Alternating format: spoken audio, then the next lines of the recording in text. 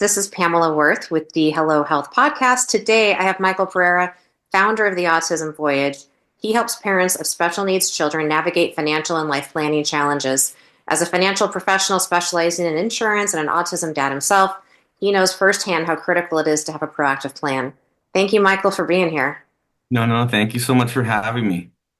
So, tell us, how did you end up starting Autism Voyage? Tell us a little bit about your story and what advice you have for people that are going through this and thinking about this. Yeah, so everything started, obviously my son, he was diagnosed 3 years and a half ago. But everything started, I came from corporate America, traveled a lot for a long time and was never home. However, based on that lifestyle, met my wife, we decided to try to see if we can do the American dream, get married, buy a house, have children, and that's where Christian Omar came along, our firstborn. After a year, I would say, we started seeing, after a year he was born, we started seeing some symptoms that we knew that needed to be addressed, but with between denial, listening to, I would say, close family members, we just at the same time procrastinated, I would say, not too much, but we did, and we started to leave everything more on, okay, let's see if time passes by and a lot of the things we were seeing just going to fade. And it wasn't the case, but long story short, COVID came by, was able to stay home, no travel. I would say that's where I really, really met my wife per se, because I was always traveling before. So now being 100% home, well, it gives you a different, everything from a different lens. So I was able to stay home. A lot of the symptoms we identified reduced. Don't know why. Don't know if it because all the attention was to Christian, or maybe I'm a little bit stricter than my wife. COVID released. After released, I started looking for other employers to see if I can do the same but travel less, because as COVID released, I needed to start traveling again. Started to do that, but I think the travel, me not being here, Christian had a lot of topics around transitions. So a lot of symptoms returned back full force. And some of those symptoms were hitting his head against the wall or tippy-toeing, aligning. He was nonverbal at that point, so he was taking speech. In the speech therapy sessions, half of it was a tantrum or a meltdown. The other half was we weren't taking advantage, and it came to a point that we needed to seek help, and we obviously got him diagnosed. We knew we had that gut feeling that was what we needed, and around that time, I started asking myself very, very hard questions, like, okay, now that we're here, now we know what we knew. What if I pass away? What if my wife passes away or something happens to her? She had a really hard time in the pregnancy. So I started thinking about that because I knew how difficult, not difficult, how much effort it was taking us because of the hyperness or all the behaviors. I say, okay, my mom is not going to be able to, she's older. Even though she loves him, but physically, I'm talking about. And I started asking myself questions. So I said, okay, the best thing I can do is talk to somebody around planning.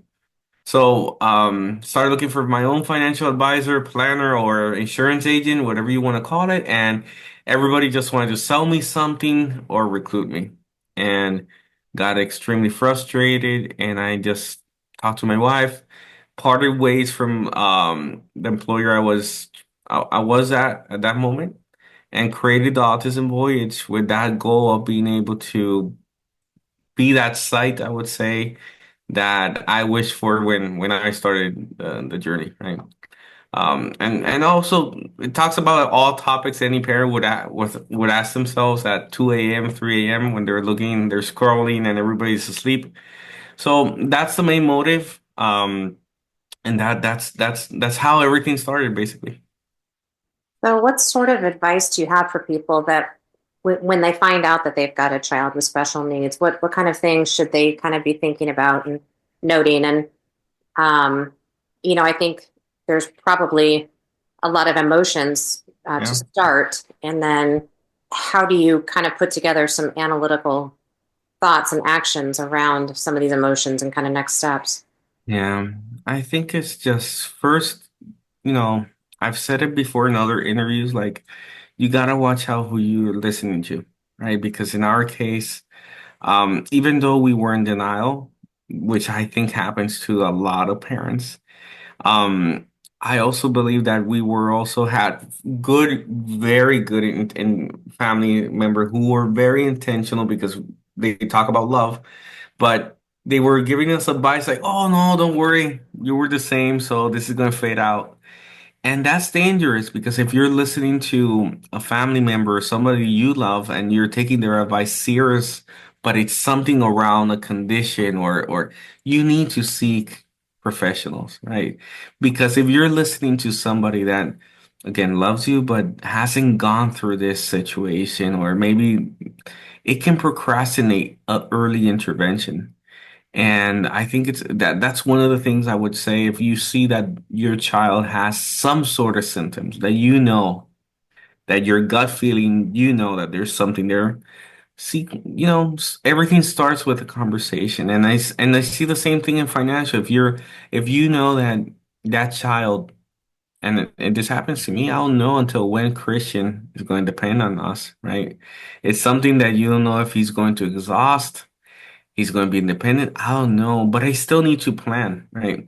So having that conversation doesn't mean that you have to get everything in order and immediately, but have those conversations so you can see how it suits you and don't wait too long, right? Because the more you wait, the more the consequence, right? Because if it's from a financial perspective, the more you wait, it gets more expensive, right? You may not even qualify for anything you're trying to do.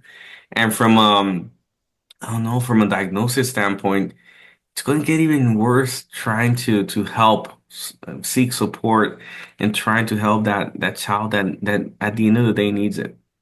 Well, and in our experience, it was really important to get more than two or three opinions too. I mean, it's Yeah, just because you get one opinion from one doesn't 100, necessarily mean they're taking a look at the entire picture. And sometimes 100%. they just take a look at one symptom and not the Correct. entire person and what could potentially also be contributing. Uh, Correct. what are some of the most prevalent financial misconceptions you find when you're talking with parents as they're starting to think about this? Yeah. Well, I'm in comprehensive insurance planning and why? Because I believe in it as a father. It's very difficult for families with special needs to be able not only to be always in survival mode, but at the same time have a plan. It's you don't often see that. But the misconceptions is that, for example, if you're an employer, you believe that those employer benefits are enough. Usually they fall short or they don't cross over if you leave your job or trying to leave to your own endeavors. You should have something independent, just yours, right? That you carry it. Another thing, another misconception again is not thinking really not thinking deep dive around your specific scenario. There's no one size fits all. In some cases, for example, I get families that say, "Okay, I already have, for example, my insurance policy," and I say, "Perfect. That's good because they're proactive." But the first question I ask, okay, does that coverage also consider your guardian? Right? Because if that person is assuming responsibility for that child, for example, and they may need to leave their work to become a caregiver, like worst case scenario. Is that policy considering their income? Because some way somehow they need to, you know, maintain themselves. So misconceptions like that, like not having really deep and hard conversations with themselves, their scenario, their current state, and see what's possible based on their income or based on their current state, I would say. And you know, when we started working with a financial advisor, we probably interviewed a lot of different people. I think, finding that fit, that trust, that communication Yeah. style what are some of the things that you recommend for people when they're trying to look for caregivers, advisors, anybody that they really need to bring into their circle? Yeah. It's very important to, when creating that A team, to be able to understand that all of them, like, some way, somehow need to coincide, right? So if you're looking for a financial advisor, that financial advisors should have some sort of experience working with estate planners, right? To be able to talk about, okay, for example, you have a policy, how can we put it as the trust as a beneficiary, the trust as a beneficiary, or so forth.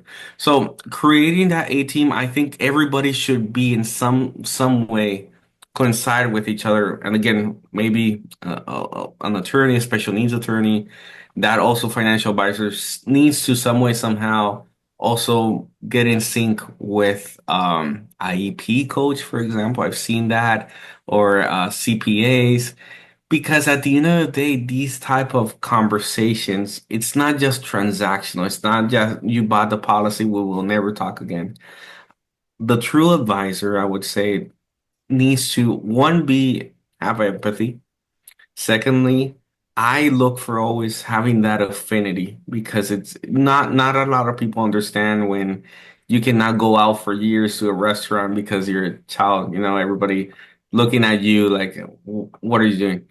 So just when creating that A team, just consider that everybody that's going to be involved, some way, somehow, everybody needs to coincide with the same goal, right? And the needs. Now, do you get involved with post care for children that become adult children? Mhm. It depends on the family. It depends on the family, because right now our main service, the services we do offer, again, is comprehensive insurance planning. So it's very well inclined towards parents. Usually parents who are starting in the journey, right? That they want to have, because why? Because everything takes time. If they're doing, for example, a long-term care plan, it takes time if they're using a policy to accrue cash, right? If it's disability income, it takes time even for the approvals. So usually that's the type of I would say audience we're catering to right now, because by the time the child becomes an adult, usually there already is a plan in place. Maybe not that thorough, but there already is something simple, right? Well, and I think one of the biggest fears around this is that you get overinsured and that if something Mhm. does happen, they don't pay. Like, how do you kind of, when people are looking for a financial advisor or looking for Mhm. insurance, how do you assess what's real, what's not, if they'll be around, when and if that time comes? Yeah. When doing an assessment, I think it's all about getting clarity of where the family is at this moment, and understand, okay, who's the head of household? How does this look? How are things going to change as time passes? And see different type of scenarios. Like, for example, in my case, again, I don't know until when Christian made it depend on us, right? He's 7 now. Actually, he's 7 next month. Um, we see him functional. Now he started talking, I would say a year and a half ago. He's still not conversational, but again, I see the progress, but I don't know if by the time he's 18, or by the time if he still will depend on us or not. So what I try to do, not only with myself, but also with families, is try to sit down and come up with different scenarios, and see, at the end of the day, we need to plan for every type of scenario and see which one coincides with them based on their reality. And at the end of the day, also go into detail of each solution proposed. And we also know, like I mentioned, we're in the relationship based service. So we try to meet with them, if not every quarter, every 6 months. So if anything changes or anything new comes up, that's where the opportunity we have to just make sure that everything's on track. Well, and I really like that you mentioned kind of the the part about making sure that your policy takes care of guardians, because that is a very big piece of this, and they will need to take additional time. Yeah. Um, what other sort of things should people be thinking about when they're assessing types of insurance, or Mhm. kind of the bare minimum, or kind of Yeah. what would be kind of a baseline normal? Well, this happens to I think all parents when having a child with any condition. I would say that usually we focus a lot on the child and we forget about ourselves, and that's normal, right? We're going through survival mode, autopilot mode, protection mode, and we're circling throughout all those modes, and we really sometimes don't get some time to just reflect on ourselves. So the other thing I do see is that if the first phase we try to have these conversations about is income protection, because in my example again, I don't know until when, Christian, will depend. If I get cancer, I get in a stroke, I get into a car accident, I'm 2 years out. This is not just about life insurance if I pass away. This is the conversation. What if I don't pass away? What if I get sick? What's my plan B? And usually there's not a lot of families that have 2 years of savings just in case something were to happen, it's there. No, this is this is where this type of solution comes in, that we try to see if we can get coverage that would replace that parent's income to a certain time period. If it's 2 years, 5 years, or up to age 65, it depends on their age, if they qualify. But that's one of the strategies because again, in this industry, there's a lot of proposals. Hey, get a life insurance. If you pass away, your family's going to end up with $1 million. But again, what if you don't pass away and you get sick? Because if you don't have that income, it's going to funnel down to your children, right? To your therapies and all that. So having an income protection strategy is very important. It's like going to a plane and something happens, you want to put your mask first before helping anybody else. So we want to make sure that income protection is there. And you touch on the cost of the services, which is very high.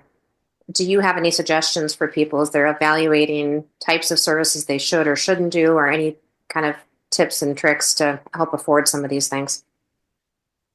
Yeah. You know, and this is the good thing when you have comprehensive insurance planning because everything's tailored, right? So it's good to have this advisor that meets with you every 6 months because everything changes. You can change jobs, so having a tailored plan would take a lot of scenarios into consideration and not just over compromise whatever you can do today, right? So maybe it's about building a roadmap. Maybe you don't need to do all these suite of products or everything now because you're scared. No, maybe we can do one now, one later on. But it's something that's needed. At the end of the day, it's something that, yeah, for us in special needs, there's no it you need it, right? The outcome is going to be worse if you don't have anything. Is there anything else you want to talk about or mention that you've learned in your journey? No, I would say it's throughout the journey we've had we've learned to be adaptable. When we started all this, we had something in mind from the traditional ways we were raised. But having a child on the spectrum makes you think differently. You need to be flexible. You need to be adapt to even the way for example, in our case, he sees stuff. Ways we can, I don't know, support his strength. Right now, he's very active, has a lot of energy. So the what we did is we started in soccer. Um, he had, and I would say has, but very minimal, elopement. So every time we would take him to the soccer field, he would elope. So that's a no-no. Then we went through swimming lessons. It was more like a play date. He didn't focus. And until we got into jiu-jitsu. Jiu-Jitsu, that's where we've seen the most progress. I don't know if it's because of the four walls he cannot escape, or just in general he sees other children his own age and he tries to imitate them. But for any parent out there, I would suggest we try to do all this to take away the tablets, right? To take away any type of screen time or minimize it as much as possible because we truly believe that activity just betters everybody's life. So that's why we started with that goal. We ended up in jiu-jitsu and that's what we've seen progress. But I would love to just share that for any parent that believe that their children are having too much screen time and they believe that it's not affecting them now, but it will. Try to do something outdoor, even if it's a family day or each evening going walking as a family together. I think it's important. Thank you, Michael. And if people want to learn more about you, do you want to go ahead and share where to go? Sure, sure. Of course, of course. So it's www.autismvoyage.com. There you're going to see all the blog posts. There's blogs around music therapy, if ABA is only for autism and so forth.